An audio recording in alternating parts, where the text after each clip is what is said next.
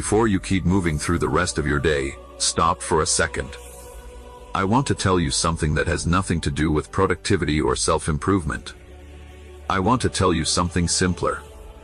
You are allowed to just be exactly who you are right now, tired or not, unfinished or not, and still be worth something. There is a strange pressure that follows so many of us through ordinary life, a quiet, constant sense that we should be further along by now, more accomplished, more sure of ourselves, and underneath that pressure sits an even quieter belief, one we rarely say out loud, that we have to earn our right to feel okay. That rest, peace, and self-acceptance are prizes waiting somewhere on the other side of enough achievement, and until we reach them, we are supposed to keep pushing, keep striding, keep treating our current selves as an unfinished draft not yet worthy of full acceptance. I want to challenge that belief directly, because I think it quietly damages more lives than almost anything else we carry. You are not a draft. You are not a rough version of some final, more acceptable self waiting somewhere in the future.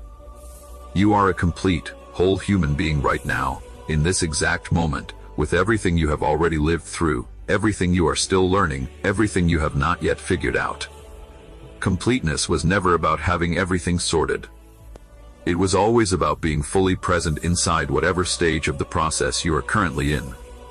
I think about how differently we treat other people compared to how we treat ourselves. If a friend told you they felt lost, uncertain about their direction, still figuring out who they wanted to become, you would never tell them they are not allowed to feel okay until they have it all figured out. You would tell them that uncertainty is part of being human, that everyone is figuring it out as they go. And yet, somehow, we rarely offer that same patience to ourselves, holding ourselves to a standard of certainty and completion that we would never dream of demanding from anyone else. I want to talk about the specific relief that comes from finally admitting you do not have to have it all figured out today.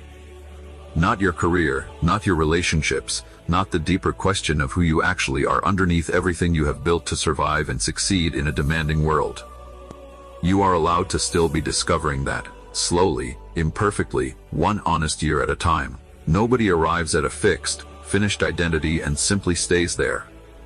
Growth does not stop at some magic age where everything suddenly clicks into place.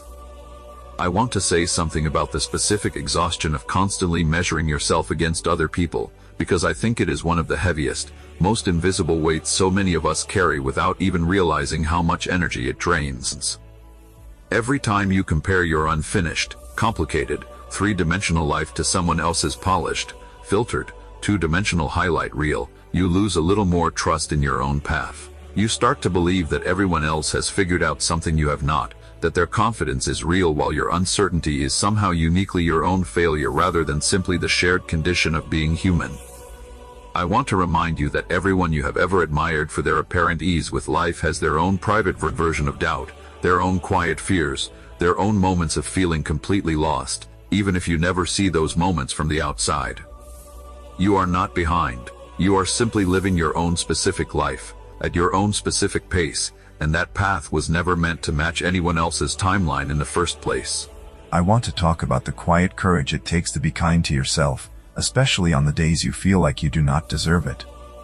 So many of us have learned, somewhere along the way, that self-criticism is what keeps us disciplined, that if we stop being hard on ourselves, we will become lazy, complacent, unmotivated. But I want to offer you a different way of understanding this. Harsh self-criticism does not actually produce lasting growth. It produces fear, and fear produces avoidance, hiding, and a desperate need to protect yourself from ever feeling that exposed again. Compassion, real compassion, says, yes, this is hard, and you are still worthy of trying again. I want to talk about the specific ache of feeling unseen, even by the people who love you most, because I think it is one of the quieter, more common forms of loneliness that most of us carry without ever naming it clearly. If this describes any part of your life, I want you to know that this ache does not mean you are unlovable. It usually means that somewhere along the way, you learned that being fully seen was risky, and so you built a smaller, safer version of yourself to offer the world instead. I want to talk about the specific power of simply continuing, even when continuing does not feel particularly inspired or motivated. So much of what actually builds a meaningful life happens not during moments of passionate inspiration, but during the quiet, unremarkable stretches where you keep showing up anyway, without dramatic feeling, simply because you decided, at some point, that this mattered enough to keep doing even on the days it did not feel exciting. I want to leave you with something simple before we close. You do not need to wait for some future, more accomplished version of yourself before you are allowed to feel proud of who you are right now.